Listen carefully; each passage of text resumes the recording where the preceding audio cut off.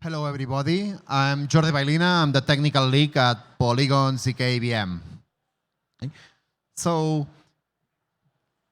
as many of you know, zkEVM is the next chapter of Ethereum scaling.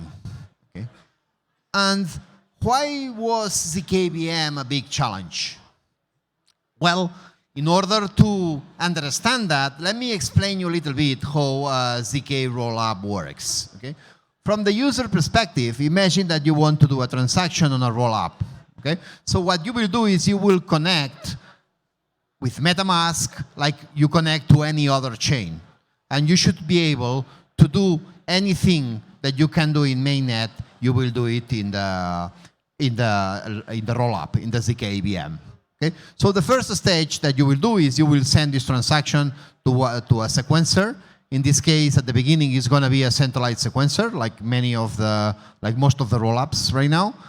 This centralized sequencer, it will give you already a trusted state. This state is final as far as you trust this centralized sequencer. Okay? So this is the first stage. The second stage is at once in a while, maybe I don't know, 1 minute, 2 minutes, or 3 minutes. The sequencer will send these transactions to layer 1. Okay? Here is where the data availability will send. Once these transactions are in layer 1 and are sequenced, then you will have like what we call it a trusted state. It's a state that anybody can compute because you have the transactions on chain, so you can, if these transactions are processed in a deterministic way, you know exactly what's the current state of the network. And so they are final. They are saved on chain. They are final. But this state we call, that's an implicit state. It's a virtual state. It's a state that anybody can compute, but is not on chain. Okay? And in the last step, maybe once every half an hour or something like that, it's going to be another transaction that will take all these transactions that are on chain and will generate a proof that these transactions are processed in a specific way, and you will have the state on chain. It's at this point where you will be able to withdraw the funds, for example, from the layer 1. Okay? And the big trick here for the zkEVMs is this prover. Okay? This prover, actually, what it needs to do, it needs to create a validity proof or a zero-knowledge proof that, okay, that you are proving that if you go from a specific state root and you apply a set of transactions, you go to this new state root. But these transactions are standard Ethereum transactions. These transactions can be send funds, can be deploy a smart contract, can be execute something on the smart contract, can be anything. And they have exactly the same format. They are RLP. Okay, so building a circuit here is the biggest challenge part. In the case of the Polygon zkEVM, we created an architecture that allows us to build that. And it's a multi-layer architecture. So we have if you want, the basic thing is the polynomials and the polynomial identities. This is very much to understand you. If instead of building a proof, we were building electronics, it would be like the transistors, would be like the basic pieces of this. With these polynomials, we built a processor, a zk processor. Okay? But actually, it's a state machine. It's a processor. It's something that they can take a program, execute this program, and have a specific state. Okay? And we created also a language for writing this kind of hardware. Okay? So we built a processor. And on top of this processor has its own assembly. So we built the assembly, and we built a program on top of this processor that emulates Ethereum. That actually this program is taking transactions as an input, and it processes the transactions following exactly the same rules as Ethereum. Okay?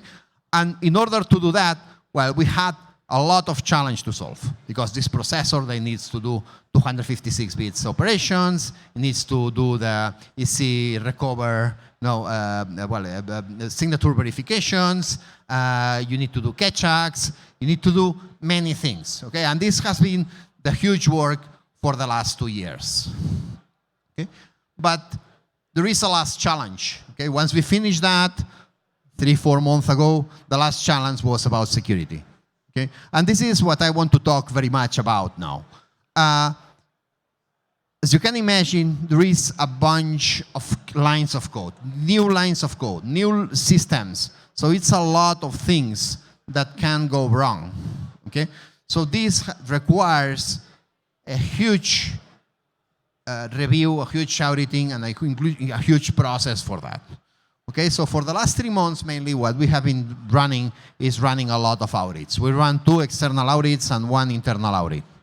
More than 24, more than 26 individuals were working in specific pieces of all the code.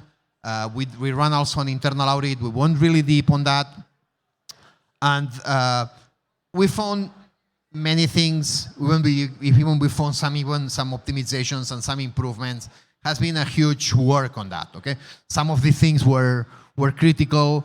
We had to define even a way to, so the auditors need to learn what are those processes to audit all this code.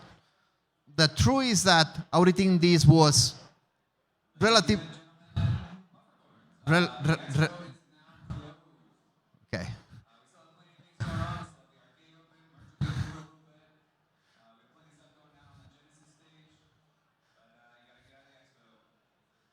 Okay, I'm continuing here. Do not leave yet. So, yeah. So this is this has been running. These teams has been running for many things. We found many things. We had to learn how to do these audits. We created a full process for doing these audits. Actually, these auditors created different process, different ways to testing, and I can tell you that these are the best auditors that we can get during this time. Okay. After, well, these auditors, you can, just to see the magnitude of this, I mean, these are the different pieces that the ZKVM has. The PIL is this, like this hardware language, where is this processor is defined. We have a storage, which is like another processor explicitly for working with the sparse Merkle tree here for the storage, how you do the storage, so it's like a full topic in there. We have the ROM. This is the program that's running on top of the processor that needs to be audited and checked. We have the smart contracts. Of course, we have smart contracts as the rollup that needs to be audited and checked too. And we have all the cryptography side. Here we are using very much Starks and Flonk in the last stage. So, and all this process needs to be audited and checked that's the right way. Okay. Besides that, once we finish these audits, we are finishing the last one. So probably in 1-2 weeks, we will start the bug bounty program. Here I invite you and any of the developers that are interested in zkVMs just to invite you to take a look, to review. There are some incentives to do that. We have a lot of material and documentation to learn that. So if you are interested on that, we will run this bug bounty program on that. Okay? But with all this, the question is, are we ready to launch the mainnet? Okay? Because, I mean, there is a lot of things on stake. Okay? So let's do a kind of a risk analysis. Okay? So when we have this zkVM, it's like we need to say, okay, what can go wrong and how critical is that? Okay? So in order for that, we split the things that can go wrong in 4 different things. Okay? One thing is something is wrong in the smart contracts, and the last 3 things is something goes wrong in the prover. Okay? If we focus in the smart contracts, this is like, I mean, this is a known technology. So we ran 2 audits of the smart contract. We check on that. We didn't find any major things in there. But, I mean, we went deep on that. And this is a known technology somehow, okay? So this would be critical if something is wrong in the smart contract. But here we have a high confidence that the smart contracts are going to be okay. Again, 0 guarantee. It's impossible. But we have good confidence on that.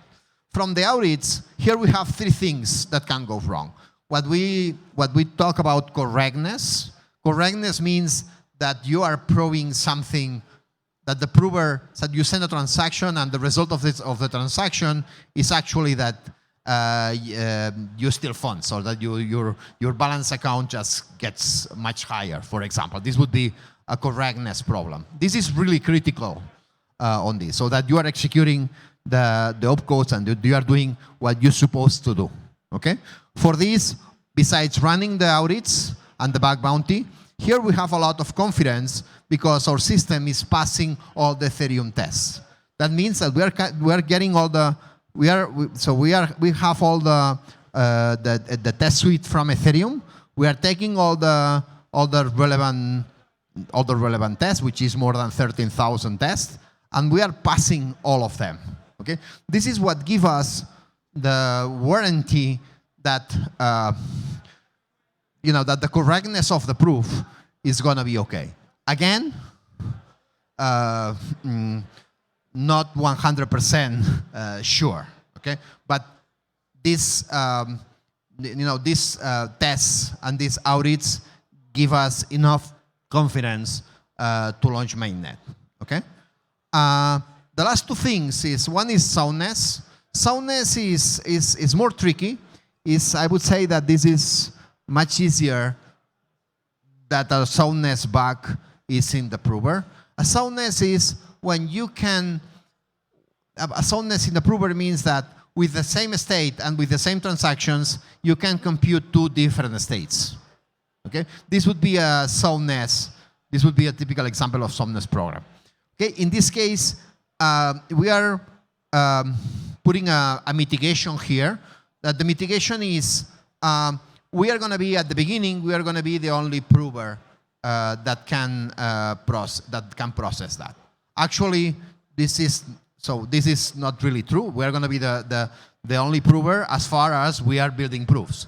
If we accumulate a delay of more than 5 days, then anybody will be able to run the prover. Okay, but because we are the main prover, we will not prove something wrong. Okay, so these soundness programs these soundness bugs are mitigated as far as you trust this, as far as you trust us, so as far as you trust the prover. So this is not the best, because actually you should not even trust us, but at least we know that at the beginning of when we are starting this, we have the warranty, the users have the warranty that the prover is going to act correctly. And even after we remove as a trusted prover, the smart contract also contains a kind of a mechanism that is, if you sign to proof that goes to different state, then the smart contract will also halt. And then, of course, there will be something wrong, and we have to update. Okay? And the last thing that can go wrong is a little bit more specific for the prover, is that imagine that you have a transaction that you cannot prove, so that you cannot generate the proof. This is a state, and then what would happen here is that the rollup would just stop. You cannot generate proof, so the rollup would stop. For this, the mitigation is quite easy. What we do is just, if in a week nobody is generating a proof, then the system will halt, and we will be able to update the system. Okay, so this is I'll explain a little bit. This is the mitigations. This is the trailing bills. Some of them I already explained it. Okay, we have centralized sequencer, we have a trusted prover, we have this soundness bug detection by the smart contracts. We have this protection against this improbable transaction, and even on top of that, we will add temporary, at least while we are in beta, we will add also a escape hatch, kill switch. It's going to be a security council that at any moment will be able to just push a button and halt the system so that we can upgrade. This is going to be run for independent people from Polygon, and it's going to be just temporarily the thing. If we remove this last one, then we will be according to Vitalik's classification, we will be in training wheels 2. Okay, at the beginning we're going to be training wheels 1 because this last one. Okay, so I would say yes, we are ready for mainnet. It's a mainnet beta. Okay, and we're very excited for that, and I think it's an important milestone for the community. But again, it's a beta. I think it's important that the users that's using this network understand the risk. We want to be very transparent. We are going to publish all the audits. All the code is available. You can check on that. I would ask you to give a try, to try this network, but don't go crazy. I mean, don't put $1 billion in the network and then we have some issue here. Okay, but I wanted to explain that we will launch, if everything goes okay, on March 27, and yeah, just very excited for this main event. So thank you, and I'm going to take questions right now.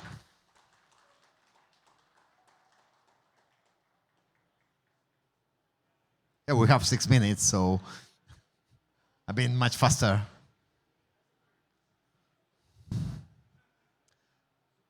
If there is no questions, yeah, there is questions. Okay, that's great.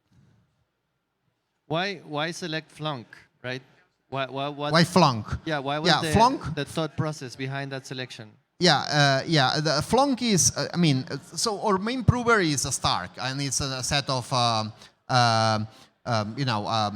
recursive Starks on top of that. And it's in the just in the last state that we're verifying a Stark with a circuit, with a Snark.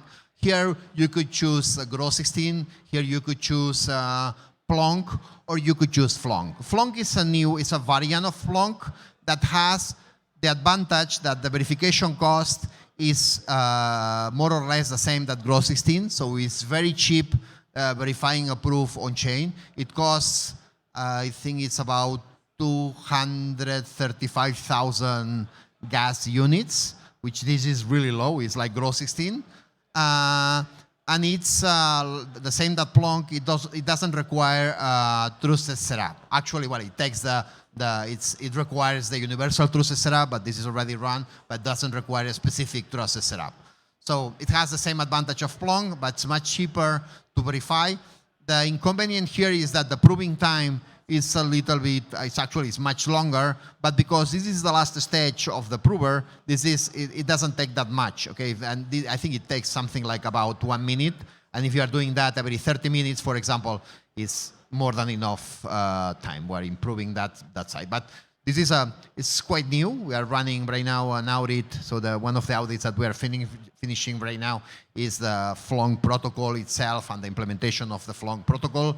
But this is one of the new things that we are adding that I think is interesting for these systems.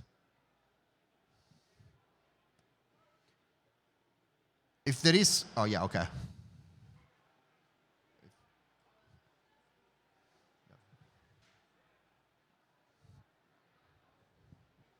Thank you. I had a question about the trusted prover stage of it.